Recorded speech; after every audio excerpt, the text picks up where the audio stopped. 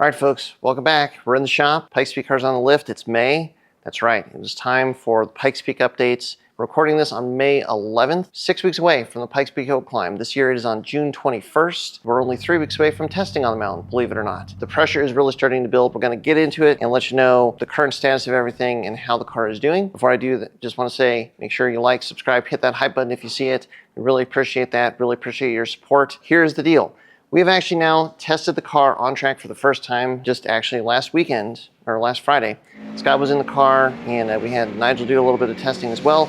Overall, test went really well. The best news is the engine is running well, no overheating issues, all the good stuff. Now the engine, I don't think I've given you full details of what it is, but we are running a fresh Turning Concepts engine, and we have thrown the kitchen sink at it, full closed deck, 14mm head stud, pin mains, the whole 9 yards with the sharp block, and we just reused our existing cylinder head. So basically no changes to the cylinder heads. We've basically done everything possible to the sharp block, and it's still the 2.3D stroker. Oil pressure was good.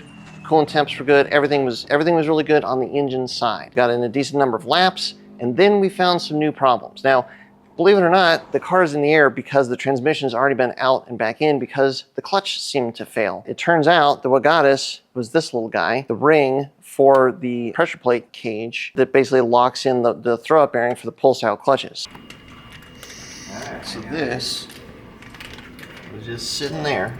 So, I mean, it feels like it's going to snap in to the groove, but then up here, I don't think that goes there. Oh. Yeah. You've got a problem. Yeah, I think we found it. So that had failed. It actually took out our slave cylinder as well, because when that failed and the throw bearing just kind of came out of the clutch, the pin shot out of the slave cylinder.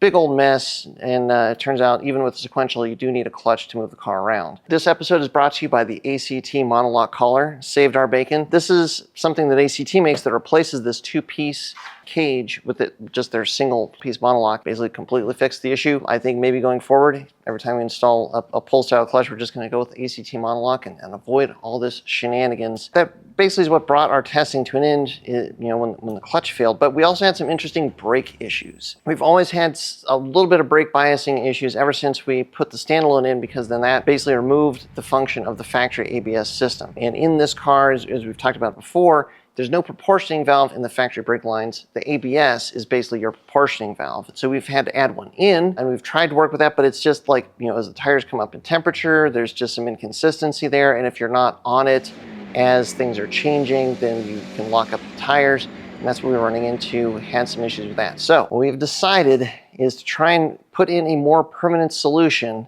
and that is this guy right here. This is a new actuator. This is the Delta ABS system. So this is a standalone ABS system that will replace what was the factory Subaru ABS computer that no longer talks to the Haltech. So this will basically bring ABS back. The other exciting part is this should then let the Haltech see wheel speed from each individual wheel. What that should give us is the ability to also use Haltech's traction control. There's kind of a twofold reason for putting this in. There can be a lot of benefits in the kind of the stability and the predictability of the car. And what we realized on track is that is going to be really important. So if we can make the car more predictable, that's going to be great. But now we have to put this in, which is the crazy part. So the car's in the air, the transmission was just out of it. Transmission is back in. We've got to kind of put all the drivetrain back together. Then we have to yank out the ABS and put this in. And then we're hoping that Jeremy from Core to Course is going to be able to sneak us in, come over, put all the wires and sensors and stuff together to get this to work, connect it to the Haltech, and then hopefully everything just works. We'll find out. Stay tuned. We'll see. The last thing that was interesting is one of the V-band clamps for our external wastegate apparently decided to just bail on the track, and so we had a pretty good exhaust leak, so we're going to have to go and replace that.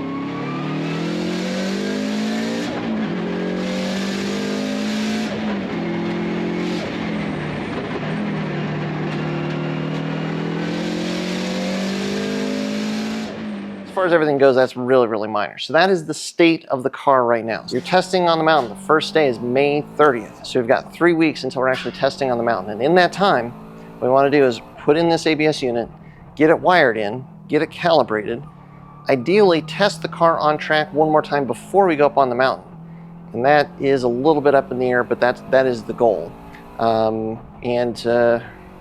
Yeah, I mean, it really, we want to test it one more time just to kind of get Scott some more seat time, get comfortable with the car before he is up there, and hopefully get comfortable with how this Delta ABS unit works.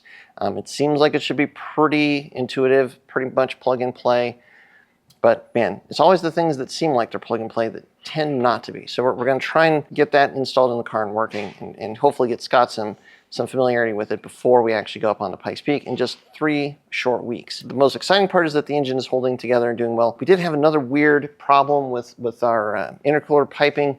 One of the pipes apparently is like the aluminum is compromised, and so it's collapsing or folding as it gets hot under the hose clamp, which is wild. So we're going to probably have to fix that as well. But lots of little issues, not the big issues that we ran into last year, which is great so far. So knock wood as I say that, or knock whatever this is. Hopefully, we'll be able to get it together, test it, have more good results, and be able to build there for a strong race this week. Now, it is time. I got to tell you, there's another project that is about to land in the shop, and I've kind of alluded to this with the VB, but I want to tell you at least what the plan is for it. Some of you have been paying attention, and we haven't been exactly hiding it, but we haven't been clear about it. But yes, it is going to be our new rally car. We are going to turn the VBWRX, our 2024 VBWRX, into a limited four-wheel drive rally car. That is the goal. The cage is basically almost done in it. We should have it back this week. But then we have to figure out how to make all the electronics work and figure out how we're going to tune it. Boy, a lot of unknowns there. That's what we're going to dive into, and the goal is to have it done somewhere around the July or August mark. We'll just have to see. Well, I'll just tell you. The plan is actually for its inaugural event to be the Mount Washington Hill Climb. Yes, Scott, our driver, has signed up for the Mount Washington Hill Climb, and what we decided is that the Pikes Peak car is not nearly ideal for the Mount Washington Hill Climb because of how rough the road is, and in fact, we have to run a restrictor. I don't know how this turbo would handle a restrictor in front of it. And the rally car is not great because, well, it's a rally car, it's down in power. So, hey, what can you do? Well, we got this VBWRX.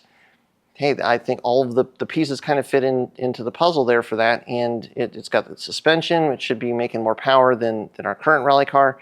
So that is the goal. If we can have it together, is that will be the car that we run up the Mount Washington Hill Climb. But man, we just got to wait and see. We got to deal with this whole thing, get this all sorted out and working, and then get the VB running. And I don't know, there's Rally Colorado in there in the mix too. Like, yeah, there's so many things going on right now. That's where we're at with the Pikes Peak car. That's what's going on with the VBWRX. There's no shortage of activity that's going on in the shop. So thanks very much for your support again. Thanks for heading over to flatirons.com. Thanks for hitting the like, subscribe, hype button, all that good stuff. Really appreciate you guys. And until next time, stay tuned with Flatirons Tuning.